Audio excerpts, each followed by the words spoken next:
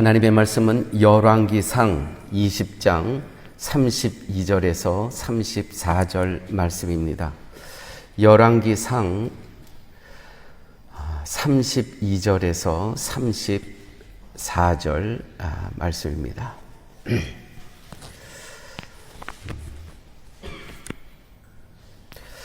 아합이 이르되 그가 아직도 살아있느냐? 그는 내 형제이니라. 그 사람들이 좋은 징조로 여기고 그 말을 얼른 받아 대답하여 이르되 벤하닷은 왕의 형제니이다. 왕이 이르되 너희는 가서 그를 인도하여 오라. 벤하닷이 이에 왕에게 나오니 왕이 그를 병거에 올린지라. 벤하닷이 왕께 아뢰되 내 아버지께서 당신의 아버지에게서 빼앗은 모든 성읍을 내가 돌려보내리이다. 또 내 아버지께서 사마리아에서 만든 것 같이 당신도 다메섹에서 당신을 위하여 거리를 만드소서. 아합이 이르되 내가 이 조약으로 인해 당신을 놓으리라 하고 이에 더불어 조약을 맺고 그를 놓았더라. 아멘. 지금 계속해서 저희들을 사무엘 상의 말씀을 같이 상고하고 있습니다. 어느덧 이번 주 지나가게 되면 이제 사무엘 상을 다 마치고 이제 다음 주부터는 또 사무엘 하로 들어갈 것 같습니다. 오늘 아합이 이르되 이 아합이라는 사람은 우리가 지지난주에서 계속 말씀을 들었던 것처럼 갈멜산에서 엘리야 선지자와 또한 아스라 선지자들 또 우상 선지자들과 850대 1의 그러한 전쟁을 했던 영적인 전쟁을 했을 때 바로 그 갈멜산에 있었던 왕이 아합 왕입니다. 거기서 누가 신인지 확실히 알게 됐죠. 이렇게 하나님의 살아계심을 하나님께서 직접 보여주셨는데도 변하질 않습니다. 사랑하는 교회 여러분, 우리가 인생을 살아가면서 기적이 우리의 삶을 변화시키지 못합니다.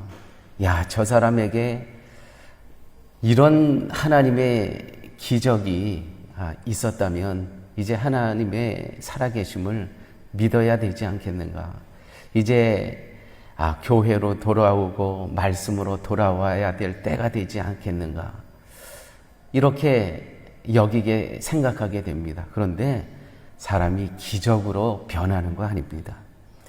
이 아합 왕이 그 모든 살아계신 하나님을 갈멜산에서 이렇게 체험했는데도 불구하고 그 다음에 어떤 일이 일어났냐 하면 그 주위에 아람 왕이라는 오늘 벤하닷이라는 그 왕의 이름이 나옵니다. 이 아람 왕이 북이스라엘을 침략합니다. 침략해서 이제 정말 상대가 안 되는 게임이었거든요. 이스라엘은 정말 그 수준이 무슨 동네 그 사람들 모아놓은 수준이었고 이 벤하닷 군대는 정말 어마어마했습니다. 그런데 하나님께서 2번에 걸쳐서 다 침략을 했는데도 하나님께서 다 물리치십니다. 이렇게 침략했을 때 아합은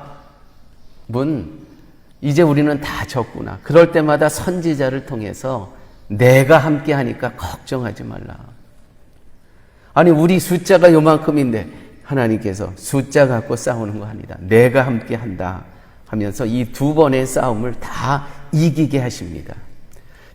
이기게 하신 다음에 말씀이 오늘 아합 왕이 이 벤하닷 왕에게 하는 말입니다. 이렇게 벤하닷 왕은 다 싸움에서 전쟁에 졌기 때문에 상복을 입고 자기를 살려달라고 합니다. 상복을 입고. 이랬을 때 아합 왕이 오늘 하는 이야기입니다. 아합이 이르되 그가 아직도 살아있느냐? 그는 내 형제이니라. 내 형제래요. 그 신하들이, 벤하단의 신하들이 그 사람들이 좋은 징조로 여기고 그 말을 얼른 받아 대답하여 이르되 벤하닷은 왕의 형제니이다. 예, 맞습니다. 형제입니다. 왕이 이르되, 아합 왕이 이제 또 이야기를 합니다. 너희는 가서 그를 인도하여 오라. 그를 잘 인도하여 오라. 벤하닷이 이에 왕에게 나오니 왕이 그를 병거에 올린지라.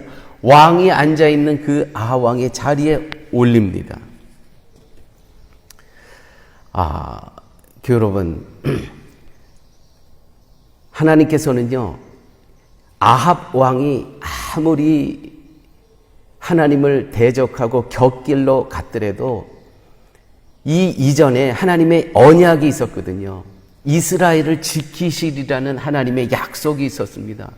그래서 아합 왕을 보시는 것이 아니고 먼저 약속을 기억하시면서 이스라엘을 지키신 겁니다. 그래서 벤하닷 왕의 두 번의 공격을 다 하나님께서 물리치십니다. 상대가 안 되는 싸움이었음에도 불구하고, 그러나 여호와께 함께 하심으로 싸움에서 승리를 했는데 아합 왕은 이것이 하나님의 승리한 것을 까맣게 잃어버리고 자신의 승리로 착각합니다.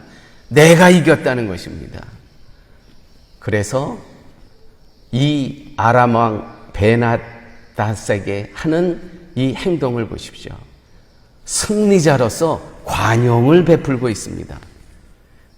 호의를 베풀고 있습니다. 야, 저 벤하닷을 가서 모셔와라. 이 병거에 올라타게 하라. 또 그것만 그치는 것이 아니라 벤하닷이 왕께 아뢰되 내 아버지께서 당신의 아버지에게서 빼앗은 모든 성읍을 내가 돌려보리이다. 또 내 아버지께서 사마리에서 만든 것까지 당신도 다메섹에서 당신을 위하여 거리를 만드소서. 아합이 이르되 내가 이 조약으로 인해 당신을 놓으리라. 이제 자유케 한다는 거예요. 이에 더불어 조약을 맺고 그를 놓으니라. 풀어줬습니다. 얼마나 인간적이고 인간다움이 있습니까? 여기에 호의와 관용이 있습니다. 자, 그런데요, 여러분, 이 호의와 관용은 어디서 나오는 것이냐면 내가 했다는 것입니다. 이거 전적으로 하나님께서 하신 거거든요. 그런데요, 하나님께서는 이스라엘에게 모세가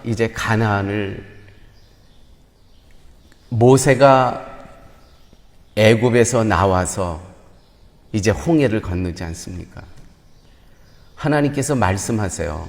이렇게 말씀하셨습니다. 너희가 들어가면 많은 족속이 있을 것인데 그들을 다 쫓아내고 내 하나님 여호와께서 그들을 내게 넘겨 내가 그들을 다 몰아낼 것이다. 그때에 들어보십시오. 너는 그들을 진멸할 것이라. 진멸한다는 것은 하나도 남기지 말라는 것입니다. 그들과 어떤 언약도 하지 말 것이요. 어떤 언약도 하지 말 것이요. 근데 오늘 본문의 마지막 절을 보니까 조약을 맺습니다. 잊어버린 겁니다. 어떤 언약도 하지 말 것이요. 그들을 불쌍히 여기지도 말 것이며 또 그들과 혼인하지도 말지니 내 딸을 그들의 아들에게 주지 말 것이요 그들의 딸도 내 며느리로 삼지 말 것은 그가 내 아들을 유혹하여 그가 여호와를 떠나고 다른 신들을 섬기게 하므로 여호와께서 너에게 진노하사 갑자기 너희를 멸하실 것임이니라. 오직 너희가 그들에게 행할 것은 이러하니 그들의 제단을 헐며 주상을 깨뜨리며 아세라 목상을 찍으며 조각한 우상들을 불사를 것이니라.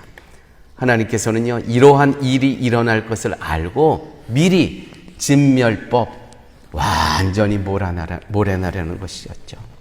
사랑하는 여러분, 목회를 하면서 정말 어려움이 있습니다. 부드러움, 친절, 포용, 관대, 이 모두 다 필요한 덕목들입니다. 그렇습니다. 교회는 그렇게 해야 됩니다. 그러나 교회는 인간다운 덕목보다 하나님의 말씀이 우선되는 곳임을 잊지 말아야 합니다. 이 순서가 뒤바뀌면 어떠한 일이 일어나냐면 교회가 포용을 합니다. 관대해집니다. 친절합니다. 부드러워지면서 이방신들을 다 관용을 베풀어서 나의 형제라고 하는 것입니다. 오늘 아합 왕이 이 베나닷 아람 왕을 나의 형제다. 나의 형제다. 이 포용주의가 바로 천주교고 이 포용주의가 바로 WCC인 것입니다. 여기에는 복음이 없습니다. 그런데 너무나 많은 교회들이 이 WCC에 들어가서 관영한다. 거기서는요, 예수 그리스도의 복음 안에서 모인 단체인데, 기도를 마치는데 예수의 이름으로 기도를 마치질 않습니다. 모든 신들의 이름으로 기도합니다. 이렇게 마쳐집니다. 이게 관용의 결과인 것입니다. 이것이 인간다움이 말씀의 위에 있을 때, 인류애가 복음 위에 있을 때, 말씀 위에 있을 때 일어나는 결과입니다.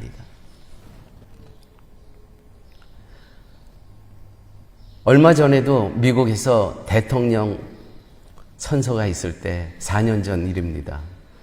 어떤 일이 있었습니까? 맨 마지막에 한 진보주의, 자유주의 목사님이 나와서 기도를 하는데 모든 신들의 이름으로 기도하옵나이다. 이렇게 마쳤어요. 교회가 관용할 때 관용 필요하죠. 그러나 말씀 위에 관용이 있는 것이 아닙니다. 약속 위에 포용이 있는 것이 아닙니다. 사랑하는 여러분, 여러분 가정에서도 여러분들의 자녀를 여러분 어떻게 대하고 있습니까? 매우 중요한 본문입니다. 우리는 우리의 자녀들도요, 말씀보다 정이 먼저 가서 마땅히 성도로서 해야 될 말을 아버지로서 아무 말도 못합니다. 오늘 이 시간에 사랑하는 여러분 꼭 기억하십시오.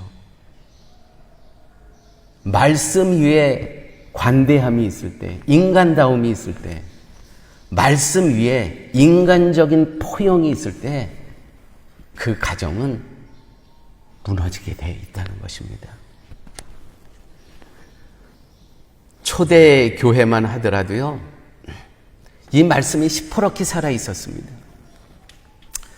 여러분, 아나니아와 삽비라 이야기하시죠? 이 부부가 한날 한시에 다 죽습니다. 왜 죽는 것입니까? 이때만 해도 말씀이 든든히 서 있었습니다. 하나님 앞에 드려야 할 제물을 숨겼잖아요. 이 두 부부가. 이때만 해도 교회가요, 말씀이 항상 위에 있었습니다. 관용과 포용은 그 다음입니다. 그런데 이렇게 말씀이 시퍼렇게 살아있던 초대의 교회의 모습은 오늘날 교회에서 찾아볼 수가 없다는 것이죠. 자, 그렇다면 오늘 우리는 은혜의 시대, 신약의 시대에 살아가고 있습니다. 성령 하나님의 인도하심에 따라 살아가는 그러한 시대에 살아가고 있습니다. 이 시대에 이 땅에 세워진 교회는 악에 대해 어떻게 대응해야 됩니까? 악에 대해 인간적으로 대응해야 하나? 관용하고 포용합니다. 말씀 위에서. 아니면 아예 침묵하는 교회도 있습니다. 아니면 다른 대안은 없는가? 다른 대응은 없는가? 세 가지. 악에 대해 인간적으로 대응해야 되나? 말씀 위에 관용과 포용을 두어야 되나? 아니면 아예 대응을 하지 않고 침묵해야 되나? 아니면 다른 말씀의 근거로 해서 대응할 것이 있는가? 요한복음 8장 11절, 1절에서 11절 말씀에 간음하다 현장에서 잡힌 여인을 데리고 옵니다. 예수 앞에. 이 여인이 간음하다가 현장에서 우리에게 잡혀서 여기 끌고 왔습니다. 당신이라면 어떻게 하겠습니까? 자, 이거 돌로 쳐 죽이라고 하면 사랑의 예수님이 사랑이 없는 겁니다. 그렇다고 풀어주라고 하면 율법을 무너뜨린 겁니다. 예수님께서는 너희 중에 죄 없는 자가 먼저 돌로 치라. 죄 없는 자가 어디 있겠습니까? 그들은 다 떠나갑니다. 예수님과 여인만 남아 있습니다. 이때 요한복음 8장 11절, 이 죄를 범한 여인에게 예수님께서 대답하여 가라사대, 예수께서 이르시되 나도 너를 정죄하지 아니하노니 그러나 가서 다시는 죄를 범지 말라 하시니라. 너무나 많은 교회가 요 마지막 어떻게 대응할 것인가, 요 예수님의 대응을 빼먹고 있다는 거예요. 자, 이제 나도 저 사람들처럼 나도 너를 정죄하지 아니하겠다. 여기까지. 너무나 많은 교회들이 이렇게 한다는 거예요. 그런데 예수님께서 그러나 가서 다시는 죄를 범치 말라 하시는 엄하게 말씀하셨습니다. 다시는. 이게 오늘 은혜의 시대에 살아가는 교회의 모습이어야 되고, 성도들이 각 가정에서, 또한 여러분들이 직장과 일터에서 우리의 삶의 행동을 어떻게 보여야 하는가? 말씀이 맨 위라는 것이죠. 이제 가서 다시는 죄를 범하지 말라. 이게 오늘 이 시대를 살아가는 교회의 모습이어야 되고, 성도들이 가정에서, 일터에서, 직장에서 보여줘야 될 삶의 언어며 태도라는 것입니다. 왕상, 오늘 열왕기상 20장 42절에서 43절, 이 20장을 마치면서 그가 왕께 아뢰되, 이거 그라는 것은 선지자를 이야기하는 것입니다. 아뢰되 여호와의 말씀이 내가 멸하기로 작정한 사람을 내 손으로 놓았은즉, 나 여호와가 멸하기로 작정한 이 아람 왕을, 내가 이 베나닷을 내가 멸하기로 작정한 사람을 내 손으로 놓았은즉 내가 관용을 베풀고 관대하게 인간적으로. 근데 사람들은요, 이 인간적인 것에 열광한다는 것이죠. 박수친다는 것이죠. 하나님의 말씀 잊어버립니다. 내 손으로 놓았은즉 내 목숨은, 아합 왕, 내 목숨은 그의 목숨을 대신하고 내가 대신 죽을 거라는 거예요. 내 백성은, 이스라엘은 그의 백성을 대신하니라. 그래서 바벨론으로 포로로 끌려간 겁니다. 이스라엘 왕이 근심하고, 아합 왕이 근심하고 답답하여 그의 왕궁으로 돌아가려고 사마리아에 이르니라. 사랑하는 여러분, 오늘 하나님께서 저희들에게 들려주셨습니다. 교회는 말씀이 가장 상위에 있는 판단의 기준이어야 된다는 것입니다. 그 다음에 관용과 포용이 있는 것입니다. 이처럼 여러분들의 가정과 직장과 일터에서 하나님의 말씀이 우리의 모든 삶을 다스리는 그러한 삶을 사시기를 예수님의 이름으로 축원드립니다.